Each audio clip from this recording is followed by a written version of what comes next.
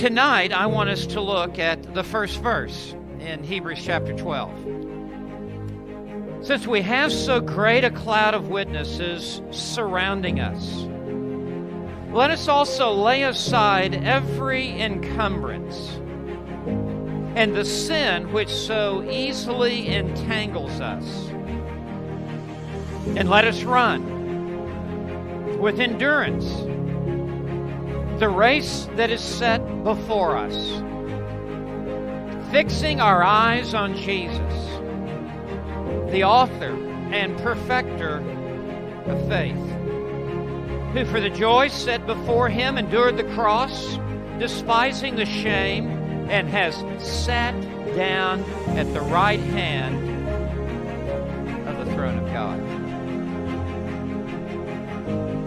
We can't be passive. We cannot be complacent.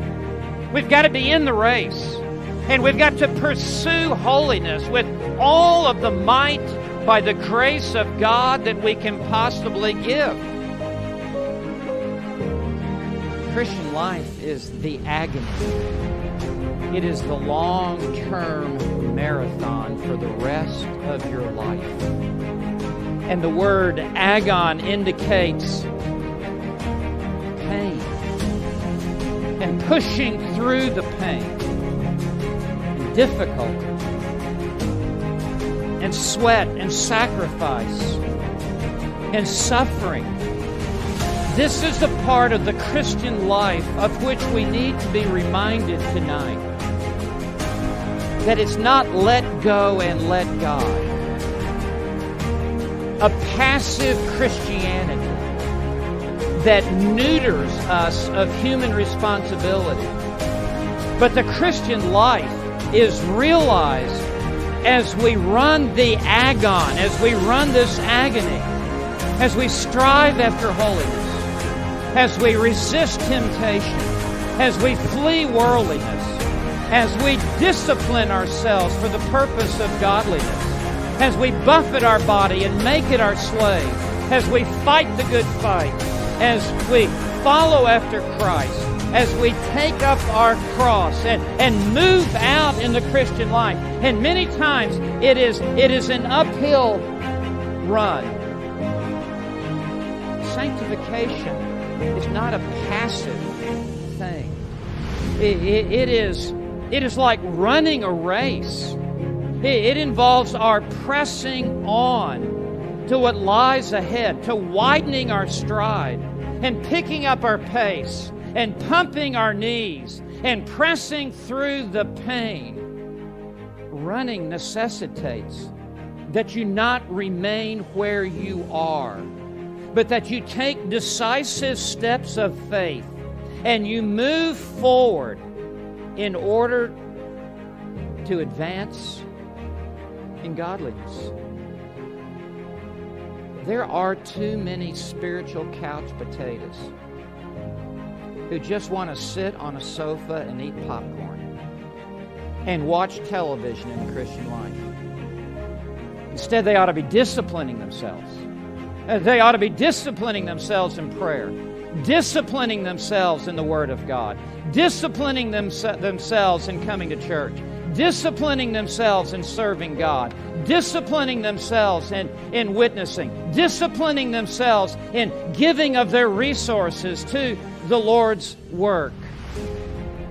This running involves laboring in prayer, digging into the Word, soul-searching to apply the Word of God to our lives, repenting of sin, uprooting roots of bitterness, resisting temptation, staying on track, shedding excess weight, mortifying the flesh. This is all a part of living the Christian life. That the greats of the faith from the Old Testament, down through the centuries, have already run their race. And they are now seated in the grandstands of heaven above. And by the example of their lives, they are cheering us on. And this relay race, the gospel has come down to you and me in this century and in this generation.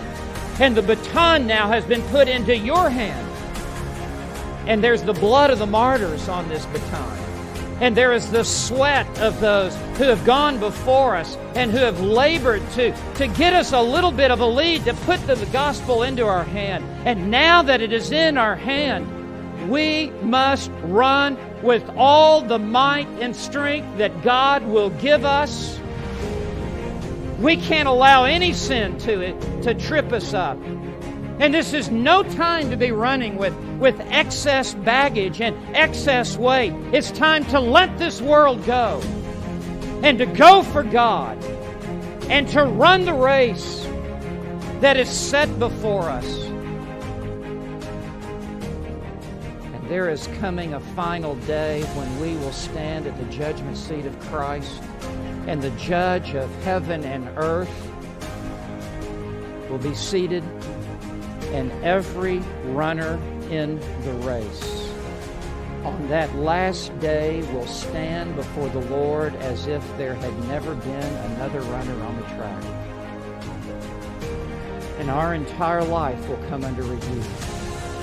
No sin will appear in that day, but how we ran the race will be the subject of that examination. Did we pursue holiness? Did we turn our back to the world? Did we press on to the upward call of God? Did we invest our life in the things of God? And He will take the crown of life, the Stephanos, and place it upon the heads of those who have run the race to win.